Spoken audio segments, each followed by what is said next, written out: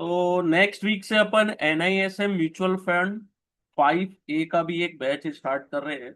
अगर आप लोगों के कोई फ्रेंड्स या आप खुद इंटरेस्टेड हो गए तो मुझे व्हाट्सअप जो मेरा नंबर है उस पे आप मुझे हेलो या अपना इंफॉर्मेशन भेज सकते हैं कि आप इंटरेस्टेड हो। ठीक है। तो म्यूचुअल फंड भी स्टार्टिंग के लिए ठीक है, बहुत सारे लोगों की जॉब लग जाती है म्यूचुअल फंड 5A करने के बाद। ठीक है। तो जो भी इंटरेस्टेड होंगे उनको प्लीज बता दीजिएगा। ओके। तो चैप्टर 7 जो है कंपनी एनालिसिस ही है, लेकिन क्या है उसमें, कंपनी एनालिसिस है लेकिन बिजनेस एंड गवर्नेंस की बात हो रही है यहाँ।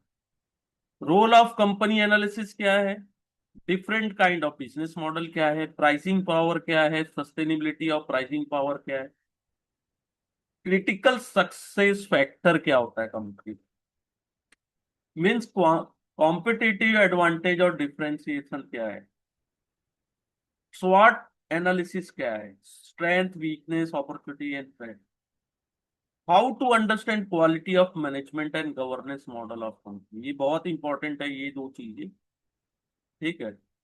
और क्यों इंपॉर्टेंट है अंडरस्टैंड करना कि क्या रिस्क होता है बिजनेस में, और क्रेडिट रेटिंग की हिस्ट्री क्या है। ठीक है। और वो उसमें क्या चेंजेस हुए हैं ओवर टाइम, ESG फ्रेमवर्क क्या है। ठीक है। तो अपन ने देखिए role of company analysis in fundamental analysis, इसमें अपन क्या चीजें सीखने वाले हैं कि कंपनी का बिजनेस क्या है, what is the company business. ठीक है। और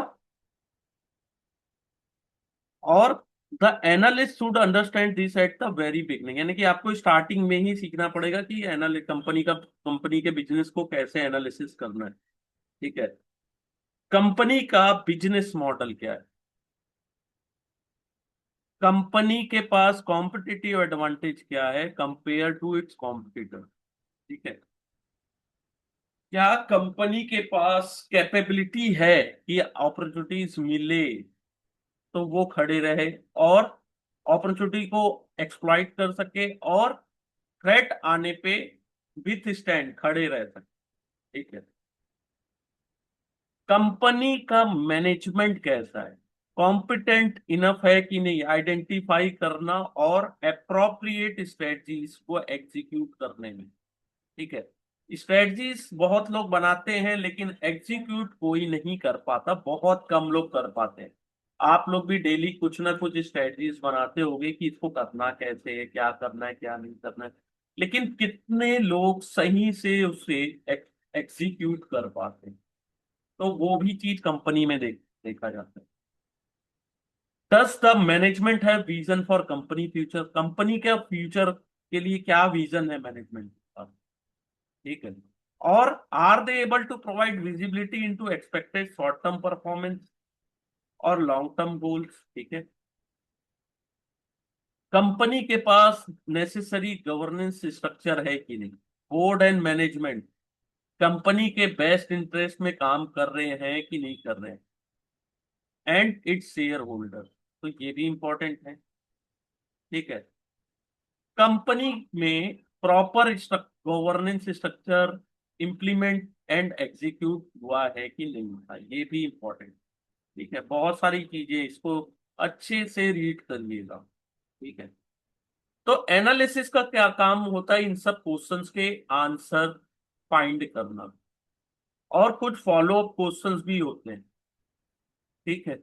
जब आप कंपनी को ग्रेटर डिटेल में पढ़ोगे, अच्छे से रीड करोगे किसी कंपनी के बारे में, तो आपको प्रॉपर पता। तो analyst should ensure that they go into depth to find the relevant answer. ठीक है। Then except superficial answer. ठीक है। कुछ क्वेश्चन लिस्टेड हैं, आर क्वालिटी इन नेचर है, क्वालिटेटिव नेचर है। ठीक है। तो पहला होता है understand business and business model. इसमें क्या देखा जाता है, what does company do, company क्या करती है और कैसे करती है, हु आर द कस्टमर, उनके कस्टमर कौन है, and why do customer bye those product and service, और क्यों वो कस्टमर आपके प्रोडक्ट एंड सर्विस को खरीद रहे हैं। ठीक है। How does the company serve this customer, company कैसे कस्टमर को सर्विस दे रही है। ठीक है, तो ऑलमोस्ट जितने भी सक्सेसफुल फंड मैनेजर होते हैं, ठीक है, are never try to repeating this thought that one must invest only in such firm जहां आप बिजनेस को समझ सकते हो। जितने फंड मैनेजर हैं उनका एक ही थॉट होता है कि वही इन्वेस्टमेंट करते हैं जिसका बिजनेस आपको समझ में आता है। तो पहला क्वेश्चन आता है, डू आई अंडरस्टैंड बिजनेस, क्या आप उसके बिजनेस को समझते हो, आपको कंपनी की क्लैरिटी और प्रिसीजन के बारे में पता है, क्या है उसका प्रिसीजन और क्लैरिटी। अपने यहाँ तो 4,000 कंपनी लिस्टेड है एक्टिवली इंडियन एक्सचेंज में, तो आप सभी कंपनी को तो ट्रैक नहीं कर सकते। Investor should consider buying share of few company they understand rather than they invest in several companies they do not understand. ठीक है, तो आप किस कंपनी में इन्वेस्टमेंट करोगे, किसमें नहीं करो, जिसको आपको समझ में आता है उसमें इन्वेस्ट करोगे, जिसमें नहीं आता उसको नहीं करोगे। ठीक है, जैसे सभी सेक्टर्स के एक यूनिक पैरामीटर्स होते हैं, देखो ये बहुत इंपॉर्टेंट है। रिटेल का क्या इंपॉर्टेंट है, फुटफॉल या सेम स्टोर सेल। ठीक है, बैंकिंग में क्या इंपॉर्टेंट है, नेट इंटरेस्ट इनकम या नेट इंटरेस्ट मार्जिन। टेलीकॉम में क्या इंपॉर्टेंट है, एवरेज रेवेन्यू पर यूजर, ARPU कितना है। ठीक है, होटल्स में क्या है, एवरेज रूम टैरिफ, बहुत इंपॉर्टेंट है ये बॉक्स, होटल में कितने रूम उनके बुक हो रहे हैं। टेलीकॉम में ARPU यानी कि एवरेज रेवेन्यू पर यूजर कितना ले रहे हो आप। ठीक है, रिटेल में फुटफॉल और सेम स्टोर सेल, कितने लोग आ रहे हैं और उस स्टोर में सेल कितनी है। ठीक है, सभी कंपनी का एक यूनिक वे होता है ऑफ डूइंग बिजनेस। ठीक है, the efficiency with which product and service are produce and deliver to those customer may vary from one business to another. ठीक है, will significantly impact its earning. ठीक है, कैसे आप प्रोडक्ट और सर्विस को प्रोड्यूस कर रहे हो और डिलीवर कर रहे हो लोगों को। ठीक है, टू द कस्टमर। ठीक है, उसके ऊपर डिपेंड है। ठीक है, तो ये इंपॉर्टेंट है। नेक्स्ट है प्राइसिंग पावर और सस्टेनेबिलिटी ऑफ दिस पावर। ठीक है, प्राइसिंग पावर का मतलब क्या है, अगर आपको बिजनेस में प्राइसिंग पावर है of a company, it's pricing power is that would help a company maintain and grow its profit margin. ठीक है, आप जब चाहो प्राइस बढ़ा सकते हो, तो आपको प्रॉफिट मार्जिन भी आपका ग्रो होते रहेगा। तो प्राइसिंग पावर क्या होता है कि रिफर टू कंपनी की एबिलिटी देखी जाती है इंडिपेंडेंटली डिटरमाइन और charge the price of its product, स्वतंत्र होकर अपने प्रोडक्ट के प्राइस को डिसाइड करते हैं और प्राइस को चार्ज करते हैं। जिन कंपनी के पास स्ट्रॉन्ग प्राइसिंग पावर होता है, ठीक है, तो वो क्या करते हैं, इनपुट कॉस्ट को कस्टमर को एस्केलेट कर देते हैं। देखो चैप्टर अगर 6 को अगर आपने पढ़ा, तब आपको 7 में यहाँ दिक्कत नहीं आएगी, क्योंकि वही सेम चीजें, बहुत सारी चीजें रिपीट हुई। ठीक है, they can also increase their price when demand is strong, वो तब भी प्राइस बढ़ा सकते हैं जब डिमांड स्ट्रांग हो। डिमांड ज्यादा है तो प्राइस बढ़ा लिए, तो उनका मार्जिन भी ग्रो होता है।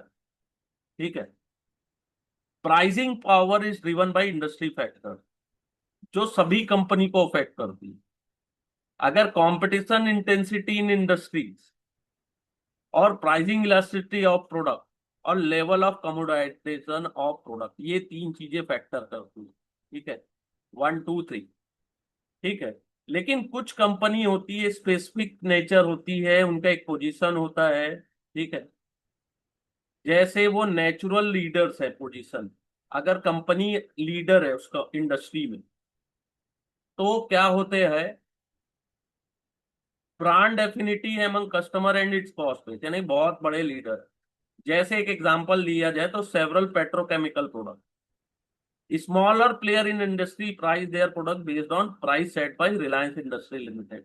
तो पेट्रोकेमिकल प्रोडक्ट्स का जो प्राइस है उसको कौन डिसाइड करता है, स्मॉलर प्लेयर किसका वेट करते हैं, रिलायंस इंडस्ट्री ने अगर प्राइस सेट किया है तो उसके अकॉर्डिंग स्मॉल प्लेयर अपने प्रोडक्ट्स के दाम डिसाइड करते हैं। रिलायंस की एबिलिटी क्या है, इंडिपेंडेंट है।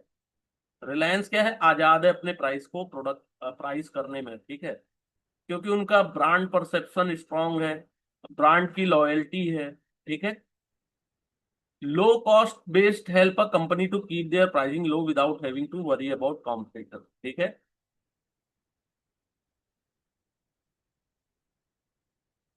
स्टडिंग दिस वेरी क्रिटिकल, इसको अगर आप स्टडी करते हो तो आपको पता चलेगा कि which industry are likely to do well, ठीक है, और कौन से प्लेयर अपने अपने कॉम्पिटिटर से अच्छा कर पाएंगे, आउट परफॉर्म कर पाएंगे, ठीक है।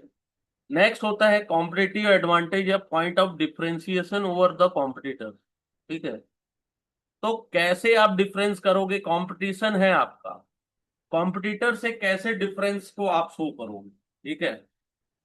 तो क्या होता है, सभी इंडस्ट्री में कुछ प्लेयर बाकी प्लेयर से बहुत अच्छा करते हैं।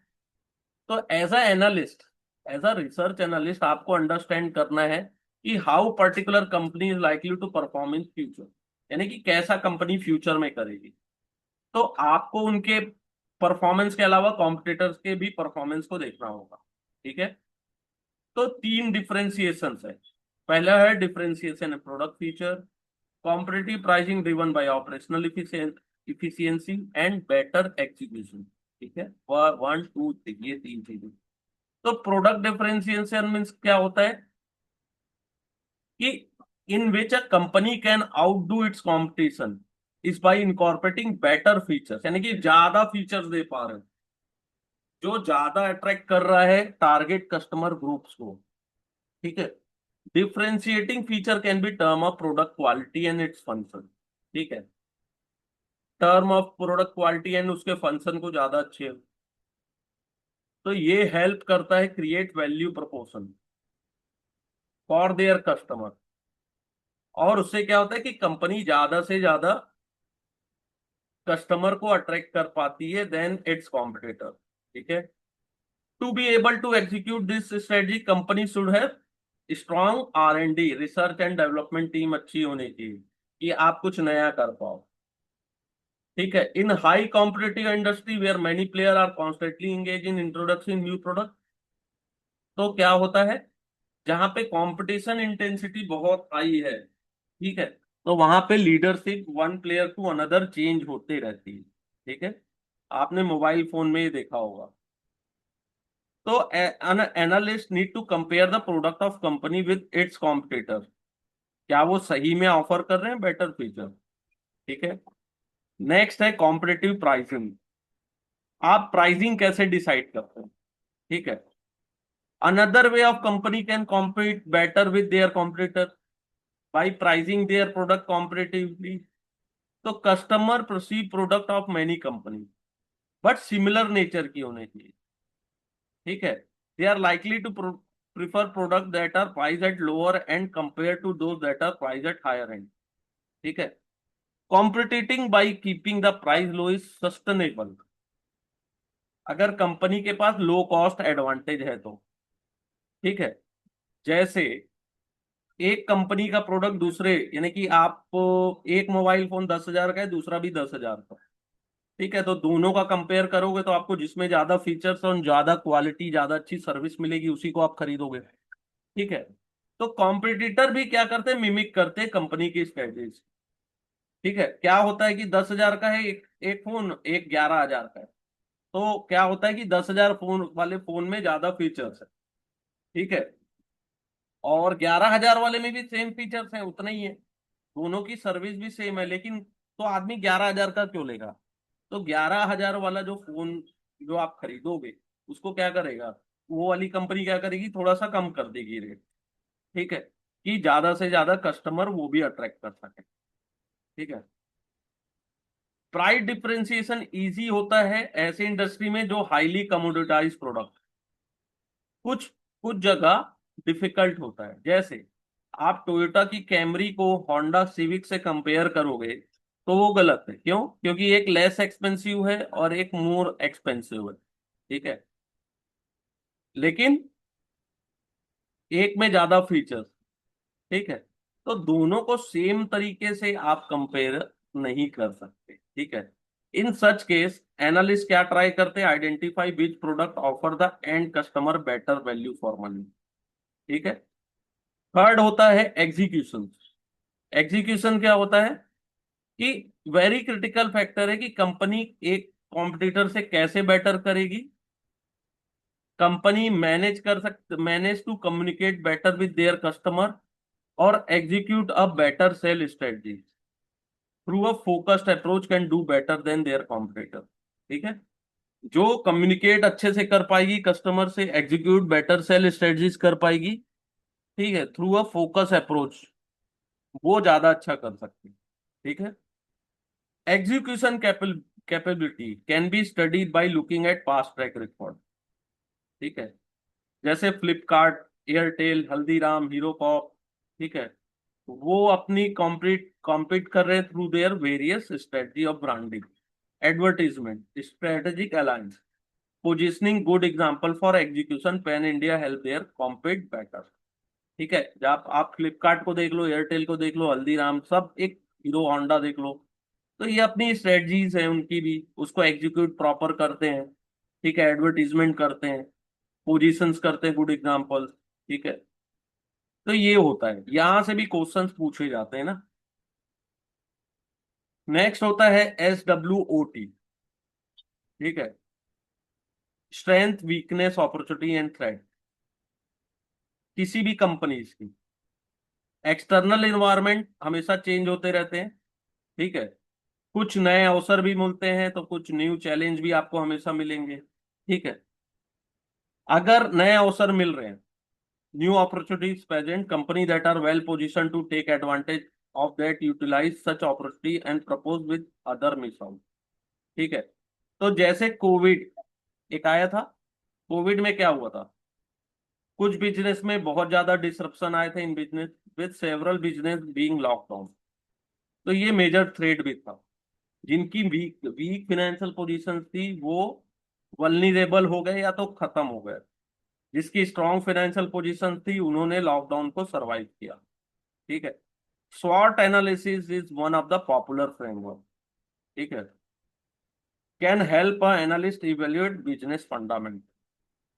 तो स्वॉट में दो चीजें होती है, एक होती है स्ट्रेंथ और वीकनेस, ठीक है। सेकंड होता है अपॉर्चुनिटीज एंड थ्रेट, ठीक है, टू साइड, ओके। तो आपको आइडेंटिफाई करना है कि कंपनी की स्ट्रेंथ क्या है, उसकी वीकनेस क्या है, ठीक है। देन आपको देखना है कि अपॉर्चुनिटीज एंड थ्रेट क्या है, ठीक है।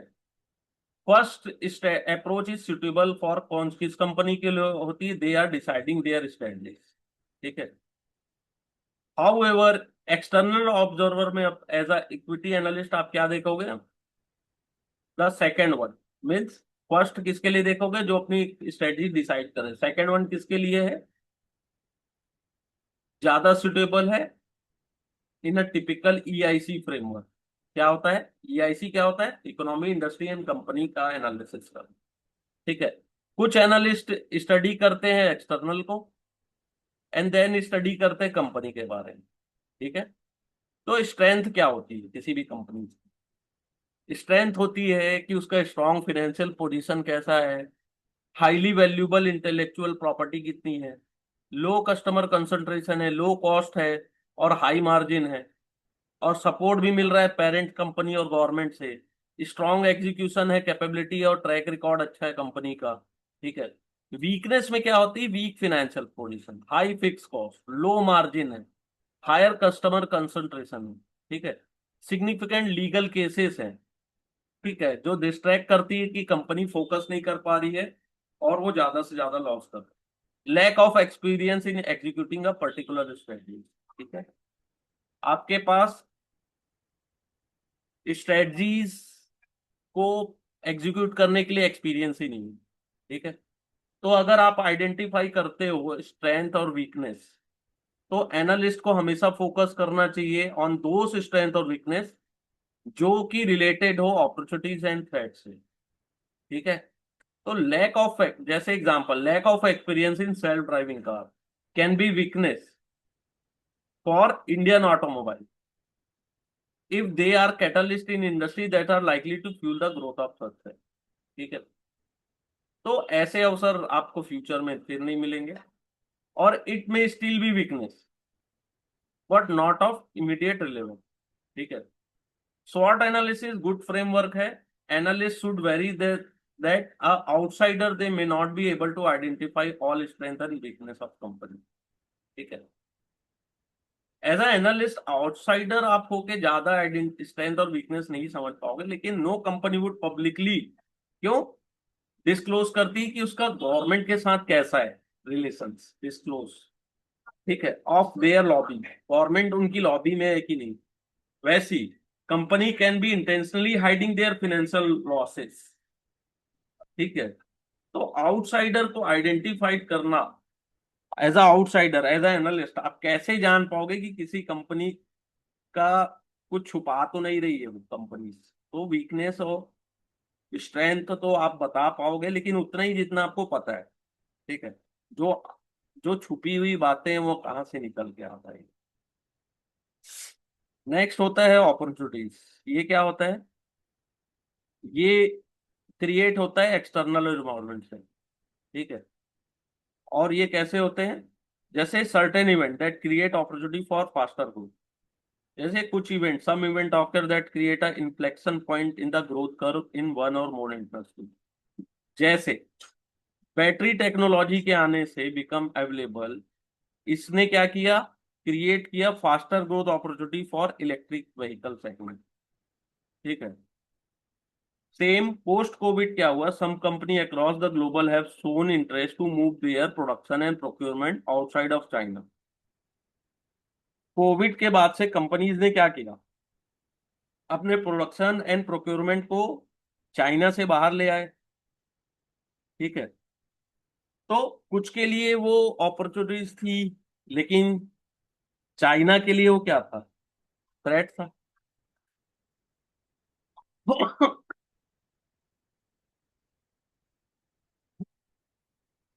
नेक्स्ट है न्यू बिजनेस अपॉर्चुनिटीज। जैसे कंपनी एक्ट 2013 लागू हुआ, इंप्लीमेंट हुआ, तो कंसल्टिंग फर्म्स जो थी उसको अपॉर्चुनिटीज मिल गई कि offer service to implement the provision of the new law. ठीक है, नए लॉज को बताने के लिए आपको एक कंसल्टिंग फर्म की जरूरत पड़ी जो सर्विस ऑफर की है आप लोगों को। ठीक है, as a company Y2K problem आया था सन 2000 में, जिसने इंडियन आईटी सर्विस को ऑफर किया maintenance and upgradation service to their client. ठीक है, ESG कंप्लायंस, सेम केस है। ठीक है, कंपनी के पास ऑल्सो अपॉर्चुनिटीज है जियोग्राफिकल फुटप्रिंट की। ठीक है, सम जियोग्राफिकल लोकेशन में be out of bound some business either due to strong capital control or poor market observation. ठीक है, एडवर्स मार्केट कंडीशन, जैसे एक आया था जेट एयरवेज को आप जान रहे होंगे कि वो उसका ऑपरेशन सस्पेंड हो गया 2019 में, लेकिन एक का नुकसान दूसरे का फायदा, बाकी की एयरलाइंस ने आपके मार्केट शेयर इंक्रीज हो गए जिसके कारण। ठीक है, और नेक्स्ट होता है रिसेशनरी इकोनॉमिक कंडीशन में lower price of share and low interest rate can provide opportunity for strong player to acquire other player. क्या होता है रिसेशन में, क्या होता है, प्राइस शेयर्स के कम होते हैं, इंटरेस्ट रेट भी लो होता है, तो स्ट्रॉन्ग प्लेयर क्या करते हैं, छोटे प्लेयर्स को एक्वायर कर लेते हैं। लेकिन कब, रिसेशनरी इकोनॉमिक कंडीशन में, रिसेशन आता है जब मंदी आती है तब की बात। नेक्स्ट होता है थ्रेट। थ्रेट मीन डर, एक्सटर्नल इन्वायरमेंट के कारण होता है। ठीक है, थ्रेट क्या है कि economic recession can cause significant decline in Fortune of many people. जब रिसेशन आता है तो सबकी सबकी बैंड बजाता है, यही बोलना है, सभी सबको डिक्लाइन होता है। ठीक है, रेगुलेटरी हेडवाइन, जैसे गवर्नमेंट ने क्या किया, बैन कर दिया प्लास्टिक, सिंगल यूज प्लास्टिक। ठीक है, रात को अचानक से बोला बैन, तो क्या हुआ, ऐसे प्रोडक्ट्स की जो मैन्युफैक्चर थे वो तो एक दिन में दिवालिया हो गए। टेक्नोलॉजिकल डिसरप्शन, टेक्नोलॉजी के आने से, आर्टिफिशियल्स के आने से नई अपॉर्चुनिटीज आई। लेकिन उसने किसको खत्म कर दिया? बीपीओ इंडस्ट्रीज को। ठीक है। Deregulation of industries. डीरेगुलेशन होने से क्या हुआ? Deregulation of industry can remove entry barrier, यानी कि एंट्री बैरियर खत्म हो गया, और क्रिएट क्या किया? Threat of increase competition. ठीक है। रिजर्व बैंक ऑफ इंडिया ने क्या किया था कि ऑफर किया था on type licence to new bank, जिसके कारण एग्जिस्टिंग बैंक में बहुत ज्यादा कंपटीशन बढ़ गए थे। ठीक है। तो बहुत सारे थ्रेट एंड वीकनेस और opportunities and strength and weakness होता है, अपॉर्चुनिटीज एंड थ्रेट होते हैं। ठीक है। कुछ ब्लैक स्वॉन इवेंट जैसे कोविड 19 आता है। ठीक है। जो और भी बहुत सारी अपॉर्चुनिटीज एंड थ्रेट है जो आते ही रहते हैं। आना जाना उनका लगा ही रहता है। ठीक है। तो इसकी लिस्ट अगर बनाओगे तो बहुत लंबी है। ठीक है। लेकिन आपको पता होना चाहिए कि आपका फोकस क्या है on such opportunities and threat, इसकी रीजनली प्रोबेबिलिटी है होने की। ठीक है। और कुछ रिस्क को ब्लैक स्वान बोलते हैं, जैसे कोविड 19 आया था। ठीक है। नेक्स्ट होता है क्वालिटी ऑफ मैनेजमेंट। ठीक है। और गवर्नेंस स्ट्रक्चर। कंपनी एक ऑर्गेनाइजेशन, देखिए बहुत इंपॉर्टेंट टॉपिक है ये वाला। कंपनी एक ऑर्गेनाइजेशन है जहां पे ownership is separated from management. Share holders क्या करते हैं? ओन करते हैं कंपनीज को। ठीक है। Day to day of management of company handle कौन करता है? सेपरेट मैनेजमेंट, जिसमें सीईओ एमडी होते हैं और other below them. Management team किसको रिपोर्ट करती है? बोर्ड ऑफ डायरेक्टर है, who are appointed by share holder, जिसको अपॉइंट कौन करता है? Share holder. This separation in management and ownership से क्या होता है? एजेंसी रिस्क क्रिएट होता है। ठीक है। इसका क्या मतलब है कि शेयर होल्डर ज्यादा से ज्यादा भरोसा करते हैं मैनेजमेंट को के ऊपर कि वो हमारे इंटरेस्ट में काम करेंगे कंपनी में। ठीक है। तो यहाँ पे क्या होता है? There is a risk that management में perceive their personal interest at the cost of shareholder और may not be capable enough to effectively run the organisation. ठीक है। तो एक इंपॉर्टेंट एरिया क्या है एनालिस्ट के लिए? कि आपको इवेल्यूएट करना है कि कंपनी का एनालिसिस, ठीक है, करने के दौरान कि उनकी कॉम्पिटेंसी, इंटेग्रिटी ऑफ मैनेजमेंट और बोर्ड कैसी है। ठीक है। जो कि एक एक्सट्रीमली चैलेंजिंग टास्क है, यानी कि आपको इंटेग्रिटी किसी की पता करना इतना आसान नहीं है। Analysing the competition is challenging, analysing integrity तो इम्पॉसिबल है। अगर आपके पास रीजनेबल एविडेंस नहीं है तो आप नहीं पता कर सकते। ठीक है। आपको इवेल्यूट करना है मैनेजमेंट की कॉम्पिटेंसी भी। तो टिपिकली इसमें कौन कौन होते हैं? सीईओ, सीएफओ, सीईओ और सी लेवल के ऑफिसर्स होते हैं टॉप मैनेजमेंट में। ठीक है। तो assessing their competency challenging task है एज ए एनालिस्ट। ठीक है। जो टॉप ऑफ मैनेजमेंट होते हैं उनके पास सेवरल ईयर ऑफ एक्सपीरियंस भी होता है और बहुत सारे अदर अदर डिसिप्लिन से आए रहते हैं। तो कुछ क्वेश्चन के आंसर है जिससे आप लगा सकते हो कि वो कैसे है।